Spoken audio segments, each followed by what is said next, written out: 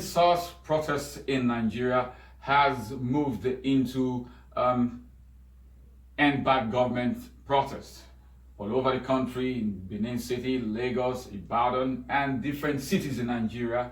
Youths of all kinds have come out massively in the streets, have been coming out massively in the streets, and even as we speak, they are also in the streets protesting against police brutality, protesting against bad government.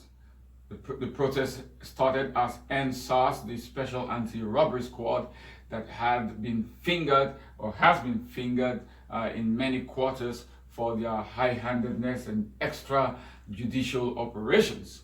And so the people of the country in large numbers, tired, frustrated by what they see as police brutality and police high-handedness, decided to come out quite massively in the streets to say enough is enough.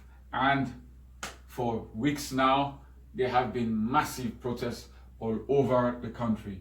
Footballers as social influencers have also come out to join in the protest. Nigerian footballers playing in Europe have been a big voice in the calls to end the Special Anti-Robbery Squad and also to end police brutality. On Saturday, Victor Osimhen, the Nigerian international who recently joined Napoli, scored his first goal for his Italian club in the Serie A against Atalanta, and immediately he showed his support for the end police brutality by bringing out a shirt that read end police brutality in Nigeria. So the citizens of Nigeria have been showing their high consciousness and they have been showing their unity in ending police brutality.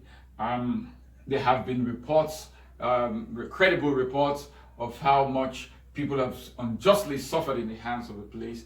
And in my opinion, I think that the people are, of course, well within their rights to come out and say enough is enough.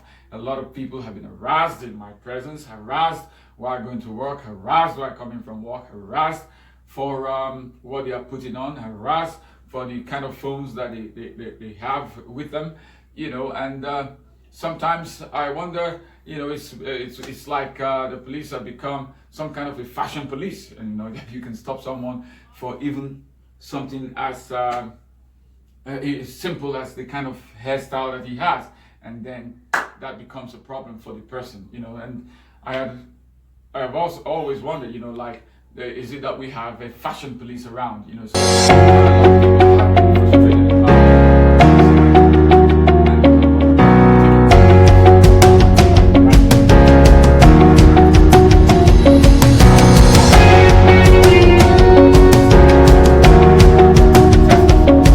even further, seeing how massive the movement have been, you know, they have been going further to ask for an end to bad government, and I think that is not a bad thing at all. But we also have to, on the flip side, we also have to be aware of what also is happening in our society today. And there is no doubt whatsoever, you know, that the society, in our Nigerian society today, a lot of our youths have become enmeshed in computer fraud, and it's been a big problem. It's been a big problem. The issue of internet fraud. You know, Nigeria has unfortunately got that image of being a country full of internet fraudsters. You know, so why has this become so? I think part of the reason why this has become so is simply because our successive governments have not done enough to address the issue of poverty in the streets. They have not done enough, unfortunately, to check the problems of economic hardship in the society. And when things are hard, people have to find a way to survive. I'm not saying that it is right. I'm not saying that it is okay, but it is what it is. I'm just saying what I note the reality to be, you know. So In the absence of a strong police force, what will be left of our society? I think that will not be nice. And so calls for police reforms is really in place, and that our justice system and our police system have to be effective enough to make sure that the problem of internet fraud is really put in check.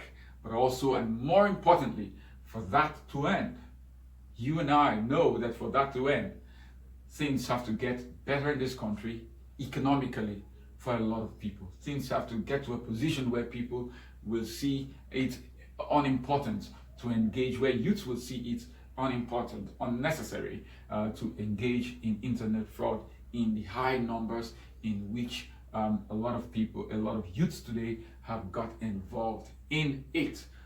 It is quite worrisome how much our society seems to be sliding into total disregard for education, total disregard for some of the legal things, legal means of making money, because our youths have seen, in their opinion, they feel that yes, the right way cannot get you a decent living. And so if internet fraud, if the problem of internet fraud has to come to an end, there has to be serious reforms, serious government reforms to address the issue of poverty, to address the issue of income inequality, to address the economic problems that we have in our society today.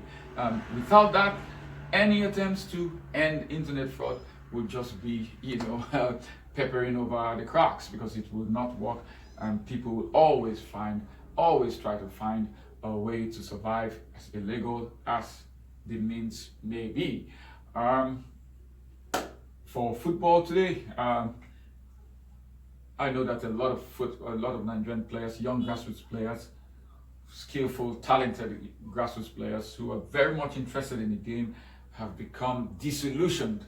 They have become discouraged about pursuing their football careers, discouraged about continuing to develop themselves in the game because of the hardships that they go through. And many of them reportedly have become involved in internet fraud, and as a means to survive. You wake up the next morning and then you see a young boy with flashy cars and all that, and it is what it is in the society. And it is worrying, because in the future, if as some youths used to say, last school has come, if education is taken to be unimportant, then you wonder if every youth in the society feels that, okay, the criminal way of internet fraud is the only way to make a decent living, then in the future, where is this country going to get those educated people to move the society forward? Where are we going to get our young doctors from in the future?